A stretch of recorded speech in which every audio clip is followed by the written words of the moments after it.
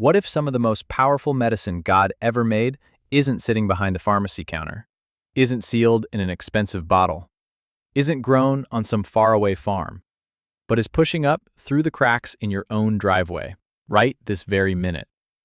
Most people never realize it. While all of us are running to the drugstore for every little ache, spending good money on pills and powders, the plants we yank out of the ground and throw in the trash are the very greens the Bible called food. And modern science is finally catching up. Today, I am going to show you 20 backyard weeds that will forever change the way you look at your own yard. Number 11 is a weed most folks pull up and toss without a second thought. Yet NASA once studied it for feeding astronauts, and nutritionists say it carries more heart-protecting omega-3 than some kinds of fish. And number 1, it is the little golden weed you have stepped on 1,000 times. Carried onto Passover tables as a bitter herb, named in Scripture among the greens God gave for the service of man, and the very one doctors are now studying for the liver itself. So do me a kindness and press that subscribe button, because every single week we tie ancient wisdom to modern science. Now, let us begin. Here are 20 backyard weeds, counted down from remarkable all the way to absolutely miraculous. Let us start right down at your feet with number 20. Henbit. Some folks call it the purple carpet of spring because, come March, it throws a soft violet blanket over lawns and empty lots everywhere. You've seen it 100 times without ever knowing its name. Back in the book of Genesis, chapter 1, verse 29, God says He has given us every herb-bearing seed for food. Well, henbit is exactly that kind of humble herb, one of the very first green things to rise up while the ground is still cold and hard. Here's the part that surprises people. That little weed you rake up and bag is packed with iron and vitamin C, along with the antioxidants that give its stems that reddish-purple tint. For generations, country folks simply pinched off the tender tops and dropped them into the pot with whatever else was cooking, the way you would a handful of spinach. It has a mild, faintly sweet, almost mushroom-like taste. Nothing bitter about it at all. And yet, every spring, millions of people spray it, curse it, and haul it away by the bagful. Imagine that. Free food, rising up out of the frozen earth before anything else dares to grow, arriving exactly when the winter pantry is at its emptiest.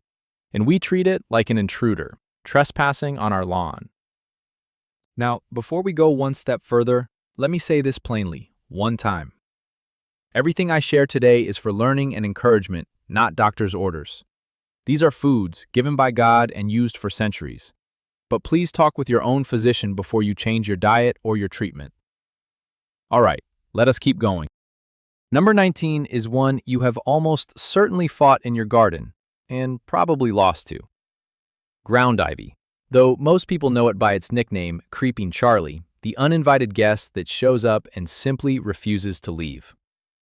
The psalmist wrote in Psalm 104, verse 14, that God causes the herb to grow for the service of man.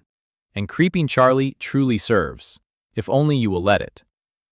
It belongs to the mint family, which you can tell by its square little stems and its scalloped, rounded leaves, and it carries an aromatic compound called rosmarinic acid. Long before cough syrup ever came in a bottle, our great-grandmothers steeped this humble vine into a warm tea to ease a stuffy chest and a rattling cough through the long, dark months of winter. Crush a single leaf between your fingers, and you will catch a sharp, minty, almost piney scent rise up. That is the medicine talking to you. Yet here we are, pouring poison on it every spring, hiring companies to blast it out of the yard, all because it dared to creep across the line into our precious grass. The very plant that once soothed a sick child's breathing beside the fire, now treated like an enemy at the gate. Number 18 hides in plain sight, quietly pretending to be something it is not. Wood sorrel, the little heartleaf. You have seen it 1,000 times and called it clover and walked right on by. But stop and look closer. Its leaves are not clover at all. They are 3 tiny, perfect green hearts folded together. And when you set one on your tongue, it is not grassy in the least. It is bright and clean and lemony, a little burst of sour that wakes up your whole mouth. Genesis chapter 3, verse 18 tells us that man shall eat the herb of the field. And here is one of the sweetest, most cheerful little herbs the field ever offered up. That wonderful tang comes from its high vitamin C content, the very same vitamin that sailors once wasted away and died for want of on long voyages. Children have nibbled wood sorrel for centuries, calling it sour grass, using it to quench a dry mouth on a hot summer afternoon in the fields. It is nature's own lemon drop, growing for free right at the edge of your porch step. And most grown folks walk straight past it their entire lives, mowing it down without a thought, never once knowing those little heart-shaped leaves are good and safe to eat. Number 17 is the weed that follows you home, whether you invite it or not. Cleavers, the Klingon vine, the one that grabs your pant leg and your dog's fur with 1,000 tiny hooks and quietly hitches a ride. We read in 2 Kings chapter 4, verse 39, of a man going out into the field to gather herbs to feed the hungry. And cleavers is exactly the kind of sprawling, tangled green he would have gathered up in his arms. Now, here is what almost nobody alive today remembers. For hundreds and hundreds of years, herbalists reached for cleavers to gently support the body's lymph system, that quiet inner drainage network that works day and night to help keep you clean on the inside. The young spring shoots, gathered before those sticky little hooks harden and toughen, can be simmered slowly into a mild, grassy green tea. It smells like fresh-cut hay, drying in the sun. We treat it as nothing but a nuisance, a clinging pest to be peeled off our socks and cursed at. But that stubborn little vine was once a trusted spring tonic, kept in homes all across the old world when the seasons turn. Number 16 brings a little unexpected beauty to our list. The wild violet, the modest bloom. Every spring it quietly opens those deep purple flowers low down in the grass, so small and so humble that you would mow right over it and never feel a thing. The Song of Solomon, chapter 2, verse 1, sings tenderly of the flower of the field, and few flowers in all the world are more tender or more overlooked than this one. But the violet is so much more than merely pretty. Both the little heart-shaped leaves and the flowers themselves are good to eat, rich in vitamins A and C, and they carry a compound called rutin that folk healers long connected to strong, healthy blood vessels.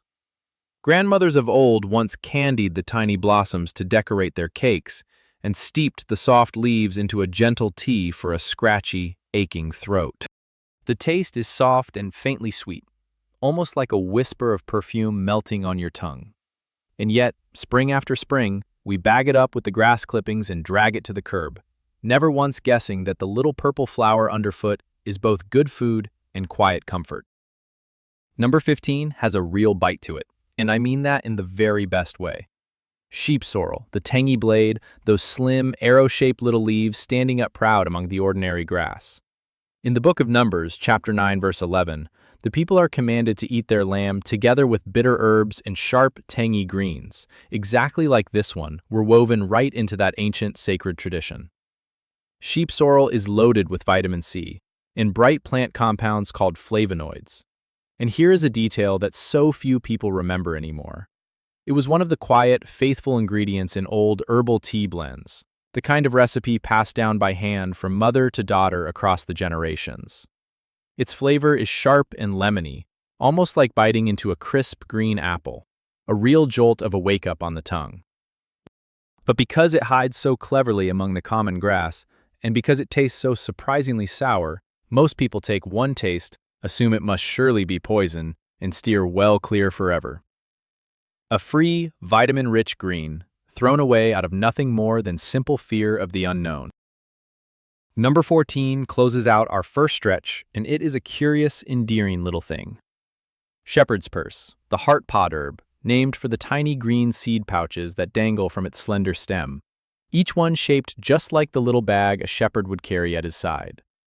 It fits our theme beautifully, for Psalm 23, verse 2, speaks of the Good Shepherd who leads us into green pastures and beside still waters, and this is a true plant of those very pastures. For centuries upon centuries, midwives and country healers valued shepherd's purse to support healthy circulation and to help the body gently stem minor bleeding, a folk remedy written about in the old herbals for well over 1,000 years. The young leaves have a mild cabbage-like flavor with just a hint of pepper, and they do fine chopped into an early spring salad. But because those little seed pods are so small, so plain, and so easy to overlook, nearly everyone passes it by entirely, stepping right over a humble plant that our ancestors once kept close at hand and dear to heart. Number 13 carries an honor that most weeds could only ever dream of. It is named directly, by name, right there on the pages of Holy Scripture. Common Mallow, the cheese wheel weed, called that for its little round seed pods that look for all the world like tiny wheels of cheese laid out in a row. Open the book of Job, chapter 30, verse 4, and you will read of desperate people who cut up mallows by the bushes for their very food in a time of hard famine. Stop and think on that for a moment. When there was truly nothing else left to eat, this common weed is what kept whole families alive. Mallow leaves are rich in a soft, slippery substance called mucilage, that same soothing, silky quality you find in okra, and it has been used for generations to calm a raw, scratchy throat and settle a troubled, uneasy stomach. Simmer the tender leaves and they turn soft and mild, almost buttery on the tongue. Yet gardeners rip it out by the fistful for the crime of crowding their vegetable rows, tossing it on the compost heap, never once realizing the Bible itself named this very plant as food. For the day, the cupboards run bare. Number 12 carries a name soaked in the smoke of old battlefields. Yarrow, the soldier's woundwort, its soft, feathery leaves and flat, white flower heads standing tall and steady along fences and dusty roadsides everywhere. Genesis chapter 1, verse 29 reminds us that God gave every seed-bearing herb into our hands, and yarrow has faithfully served mankind since the far-off days of the ancient warriors. In fact, its old Latin name honors the Greek hero Achilles himself, who legend says carried it into war to treat his soldiers' wounds right there on the bloody field. It holds a compound called achillene, and for thousands of years it was pressed onto cuts, scrapes, and gashes to help the torn skin knit itself back together again. Crush one of those feathery leaves and you catch a sharp, herbal, almost medicinal smell rise up, the very smell of an old, dusty apothecary shop. Today it grows ignored and unloved in the ditch by the road, dismissed as just one more roadside weed to be sprayed. But that plain, unassuming white flower once rode into battle, tucked safely inside a soldier's leather pouch. And now, number 11. The very one I promised you at the start, Purslane. I like to call it the astronaut's green. This is the low, sprawling little weed with fat, rubbery, reddish-stemmed leaves that you find muscling its way up through the cracks in your sidewalk and along the edges of your garden bed. Genesis chapter 1, verse 30 speaks of the green herb given by God as food to every living thing that breathes, and purslane may well be one of the most nourishing green herbs of them all. Here is the truly astonishing part. Purslane holds more of the omega-3 fatty acids, those precious good fats that guard your heart and feed your brain, than any other leafy plant that we know of on this earth. It has so much going for it, nutritionally, that NASA once seriously looked at growing it as a food for long voyages out among the stars. And it is crowded with magnesium and potassium besides. The taste is crisp and mild, a little lemony, a little salty, absolutely wonderful eaten raw in a summer salad or quickly tossed in a hot pan. And yet, all across America, folks bend down, pull this treasure out from between the bricks, and throw it straight in the bin. More nourishing than half of what they sell you in the produce aisle, and we call it a weed and poison it. Try to picture that for a moment. A plant good enough for the space program, growing wild and free between the cracks of your own patio, pulled up and thrown out with the trash every single week. Let me pause for just a second here. If this is opening your eyes the way I truly hope it is, go ahead and tap that like button for me. It genuinely helps more good, God-fearing folks find these old forgotten truths. Thank you kindly. Now then, let us get back to the countdown. Number 10 thrives and flourishes at the very time when everything else has given up and died back for the winter. Chickweed, the hen's delight, named that way because chickens run to it and gobble it down like it was candy. It forms soft, low, tangled mats scattered with tiny, star-shaped white flowers, often thriving in the cold, gray months when the rest of the garden looks utterly dead and bare. Jesus himself, in Matthew chapter 6, verse 30, points to the grass of the field and reminds us how tenderly and how faithfully God clothes even the humblest of plants. Chickweed is surely one of those humble ones, quietly full of vitamin C and gentle plant compounds called saponins. For generations it was mashed into a cool green poultice and laid soothingly over itchy, irritated, inflamed skin. And the tender young stems were eaten fresh, tasting mild and faintly sweet, a little like young corn silk. But because it spreads in a thick, soft carpet right over the flower beds, most people simply scrape it up and throw it away as garden trash. A cooling, healing green gone out with the rakings, when it could just as easily have gone into the soup pot on a cold January night. Number 9 is a special gift, most of all for the women watching today, and for anyone at all who is past the age of 50. Red clover, the meadow's crown, those round, rosy pink blossoms nodding gently in every open field and untended corner. The prophet Isaiah, in chapter 40, verse 6, wrote that all flesh is grass, and the beauty of the flower is like the flower of the field. And here before us stands one of the very loveliest. Red clover is rich in natural plant compounds called isoflavones, and this is the part that so few people remember now. For many long years, women have quietly turned to red clover as a gentle, traditional source of support through the changes and the discomforts that come with the middle years of a woman's life. The blossoms were carefully dried and steeped into a mild, honey-sweet tea, sipped slow and warm in the quiet of an evening. Yet we mow these rosy little crowns flat every single week, without a second thought, never once guessing that the humble flower in our own lawn once brought such quiet, faithful comfort to so many. Number 8 hides its real strength down deep, where no eye can see it. Curly dock, sometimes called yellow dock, the iron root. Up top you see only tall reddish stalks and wavy-edged green leaves that fade to a rusty brown by high summer. But the true secret lies in the golden yellow taproot buried below.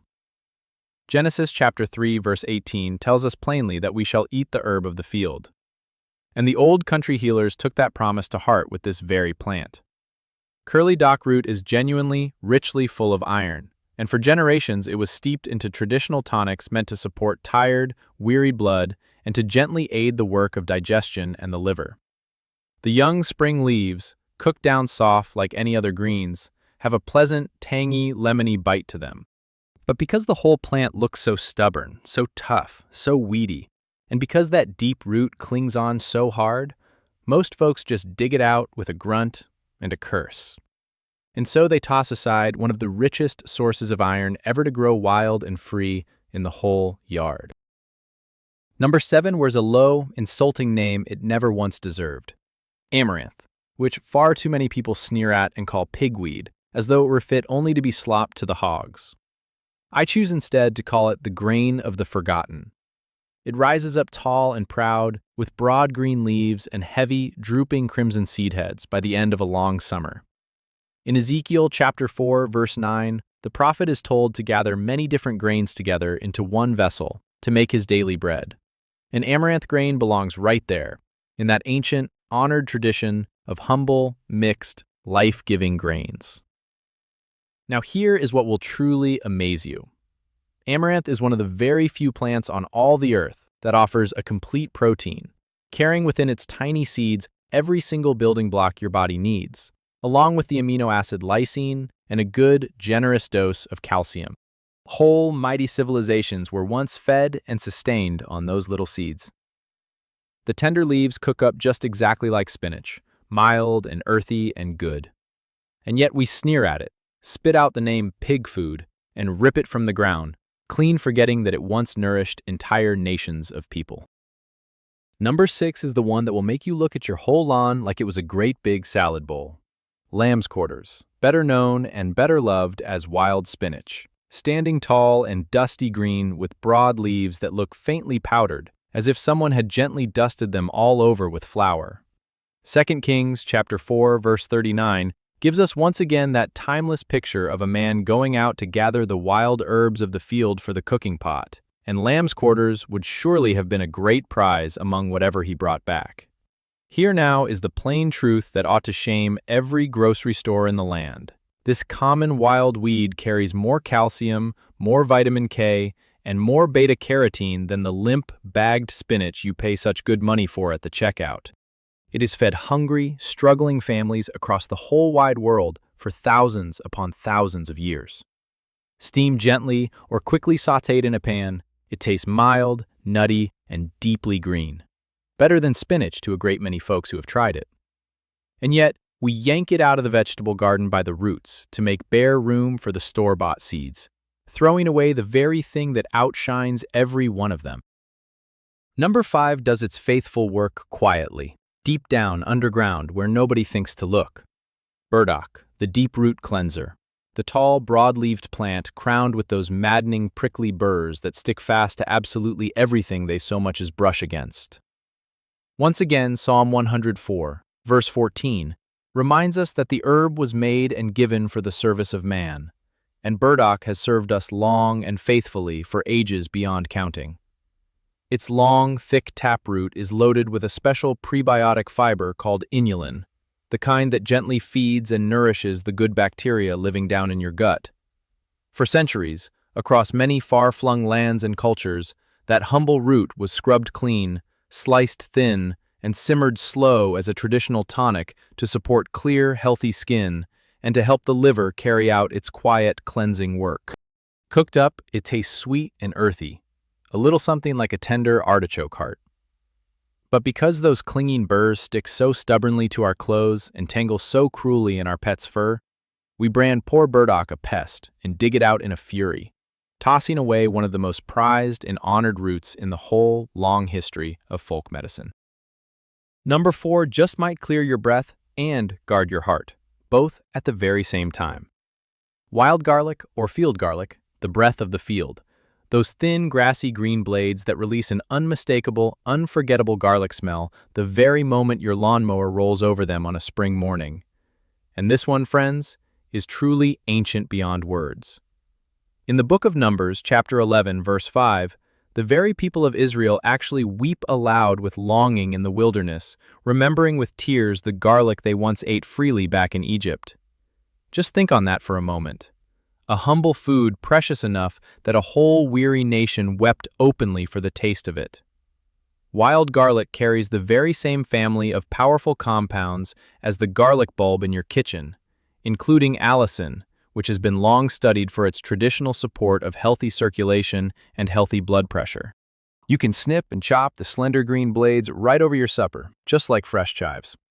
Yet most people catch that scent in the lawn and wrinkle up their nose in distaste, mowing flat the very plant our own forefathers once cried out with tears to taste again. Number 3 may just be the single most useful weed you will ever meet in your whole life, and it is very likely growing in your driveway at this exact moment. Broadleaf plantain, the Band-Aid leaf. Not the banana, mind you, but the low, flat rosette of tough, ribbed, oval green leaves that pushes its way up bravely through the footpaths and the gravel and the packed hard ground where nothing else on earth could ever survive. Genesis chapter 1, verse 29 promises us every herb bearing seed, and plantain faithfully sends up its tall, slender seed spikes loaded with exactly that. Here now is precisely why it has earned that nickname all across the whole wide world. Its leaves are rich in soothing natural compounds called allantoin and aucubin, and for thousands of years, people simply crushed a fresh green leaf between their fingers and pressed it right down onto a bee sting, a raw scrape, or an angry bug bite to calm and cool the burn. The tender young leaves are good to eat too, mild, with a faint taste a bit like mushroom. It is nature's own living bandage, tough enough to grow up strong right where you walk. And we grind it down under our heels every single day of our lives, never once knowing the treasure we are stepping on. And now we come, at last, to number 2, the fire that feeds. Stinging nettle.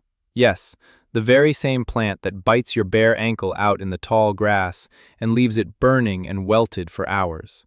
Its name is even written into Holy Scripture, in Isaiah chapter 34, verse 13, where the nettle is said to spring up in the forsaken and abandoned places. But do not for 1 second let that sting fool you or scare you off, because hidden right behind it lies one of the very richest wild foods on all this earth.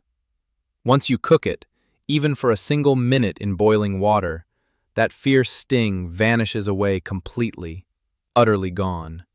And what remains behind is a deep green loaded with iron and real, usable protein, along with the compounds that herbalists have long trusted to support achy, stiff joints and to ease the yearly misery of seasonal allergies. Cooked nettle tastes deep and dark and green, richer by far than spinach, and the very water it is boiled in makes a dark, mineral-rich tea. For the whole of human history, it has been food and medicine and even cloth to wear. Our ancestors did not fear the nettle. They gathered it in thick gloves, boiled away its bite, and thanked God for one of the first fresh, nourishing greens of the whole year. And still today, we run from it in fear, when a single minute in a hot pot turns all that fire into a feast. And that, my friends, brings us, at long last, to number 1. The golden crown of the meadow, the dandelion, the little weed you have stepped on 10,000 times without ever once sparing it a second glance. The very one your neighbors wage all-out chemical war against every single spring. But hold tight to this. The dandelion appears among the bitter herbs of the very first Passover, described in the book of Exodus, chapter 12, verse 8, when God's own people ate their bitter greens together on the holy night before their great deliverance out of bondage. And greens just like it are woven all the way through Scripture, right into Psalm 104, verse 14, where we are told plainly that God brings forth the herb for the service of man. This is no mere accident of the lawn. This is a plant with a true place in holy history, and every single part of it is food. The bright golden flower, the jagged green leaves, the long, deep, bitter root. It carries within it a compound called taraxacin, along with gut-feeding inulin fiber and a generous, healthy helping of vitamin K. And here, at the very end, is the part that ties this whole story together. Modern doctors are now studying the humble, hated dandelion for its traditional support of the liver, the one tireless organ that quietly cleans your blood day and night and never once rests. The young leaves taste bright and pleasantly bitter, and the roasted root brews into a coffee so deep and rich you will hardly miss the real thing. And what, in our foolishness, do we do with this crowned treasure? We spend billions of dollars every single year spraying it clean out of existence. The single most useful plant in the whole yard, the very one the Bible carried to the Passover table, and we treat it like it were our greatest enemy on earth. So look now at what has been lying right there under our feet this entire time. 20 plants, 20 gifts. Not one of them bought with money, not one of them shipped across an ocean, not one of them locked away behind a pharmacy counter. Just given, freely, exactly the way the very first chapter of Genesis said that they would be. Every herb-bearing seed, for food. We have all been trained from childhood to see a weed and reach straight away for the poison. But maybe, just maybe, what we have been calling weeds all along are the oldest pharmacy on this earth, the one God planted with his own hand, springing back up faithfully year after year, no matter how hard we fight to be rid of it. There is a quiet, humbling kind of wonder in that thought. The healing was never far away from us at all. It was never once expensive.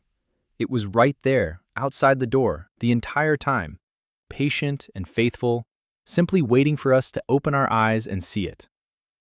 Think of the countless spring mornings you walked right past all of it on your way to the car. Think of the money spent, the trips to the store, the worry, when part of the answer was rooted quietly in the very ground you were standing on. Our great-grandparents knew these plants by name, the way you and I know the aisles of a supermarket. That knowledge did not vanish because it stopped being true. It vanished because we simply stopped looking down. Now, I would truly love to hear back from you. Which of these 20 weeds is growing in your own yard right this very minute? And have you ever been brave enough to try eating one? Tell me your story down in the comments below, because I read every single one of them, and your grandmother's old forgotten remedy just might be the exact thing somebody else out there needs to hear today. If this stirred something deep in you, please remember to subscribe and ring that little bell so that you never miss the next one, as we keep on faithfully tying the ancient wisdom of Scripture to the discoveries of modern science. Thank you so much for spending this time here with me today. May God richly bless you and your family, and may your eyes be opened wide to all the good things He has planted growing all around you. I will see you in the next one.